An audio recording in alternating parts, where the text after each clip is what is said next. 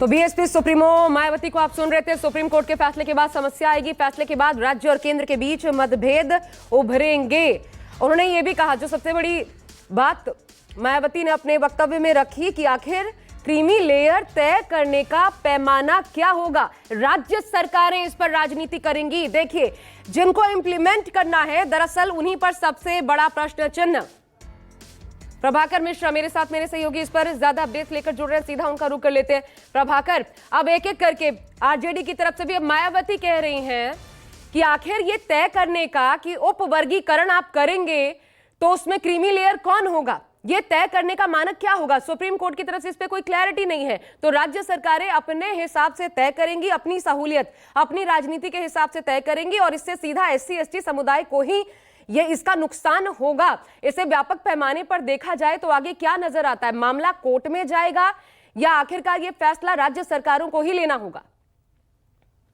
मामला तो हर हाल में कोर्ट में ही जाएगा, और कोर्ट ने जब ये फैसला दिया, कोटा विद इन कोटा की बात की, तो कोर्ट ने एक बात ये कही थी कि राज्य सरकारें चाहे तो कोटा विद इन कोटा दे सकती हैं, उन जातियों की पहचान कर सकती हैं, लेकिन साथ ही कोर्ट ने ये भी कहा कि पहले ये तय करना होगा, ये बताना होगा, डेटा इकट्ठा करना होगा कि किसको दिया जा रहा है और क्यों अधिक रिजर्वेशन दिया जाना चाहिए। तो ये डेटा इकट्ठा करना होगा, बिना डेटा के नहीं हो सकता, पहली बात। दूसरी बात, कोर्ट ने ये भी कहा कि अगर कोटा विद इन कोटा दिया जाता है तो जुडिशियल प्रीव्यू के तहत होगा, यानी न्यायिक समीक्षा की जा सकेगी।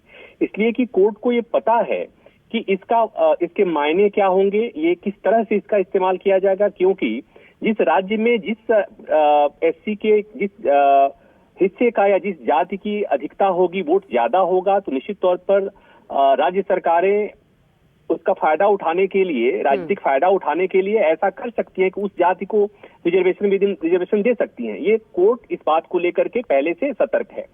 तो निश्चित तौर पर मामला कोर्ट में ही जाता दिख रहा है। लेकिन एक बात और है कि कोर्ट ने कहा, जस्टिस गवई ने जो बातें कही हैं उसमें एक महत्वपूर्ण बात ये कही कि जिस तरह से ओबीसी में क्रीमी लेयर है, जो व्यवस्था ओबीसी में है, उसी तरह की व्यवस्था डेवलप की जा सकती है। तो ये जो बात है कि पहले से एक व्यवस्था आ रही है, जब गवई ने लिखा, जस्टिस गवई ने लिखा कि क्यों SC/ST में क्रीमी लेयर होना चाहिए, तो उसमें उन्होंने कहा कि जब सुप्रीम कोर्ट 1999 में जब इंदिरा साहनी मामले में जजमेंट दे रहा था और क्रीमी लेयर की व्यवस्था दिया, तो उस समय जस्टिस जीवन रेड्डी ने जो तर्क दिया था कि एक बार रिजर्वेशन मिल जाने के बाद जिस परिवार को रिजर्वेशन मिल जाता है उसकी सामाजिक और आर्थिक स्थिति बदल जाती है और उसको दोबारा रिजर्वेशन नहीं मिलना चाहिए।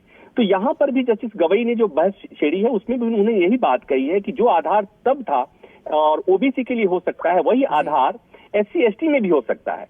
तो कोर्ट ने अपनी तरफ से सजेस्ट कर दिया है, लेकिन निश्चित तौर पर इस देश में हर मसले पर सियासत होती है, इस मसले पर भी सियासत हो रही है, इस मसले पर भी सियासत होगी और मामला अल्टीमेटली कोर्ट में ही जाएगा। अच्छा, और जिनको निदान ढूंढना है इस समस्या का, जिनके जिम्मे छोड़ा है, वो खुद पर ही सवाल उठा रहे हैं। मायावती राज्य सरकारों की बात कर रही हैं। मैं मानस श्रीवास्तव का रुख कर रही हूँ, मेरे साथ मेरे सहयोगी इस वक्त जुड़ रहे हैं। मानस, योगी सरकार का इस फैसले को लेकर रुख क्या है?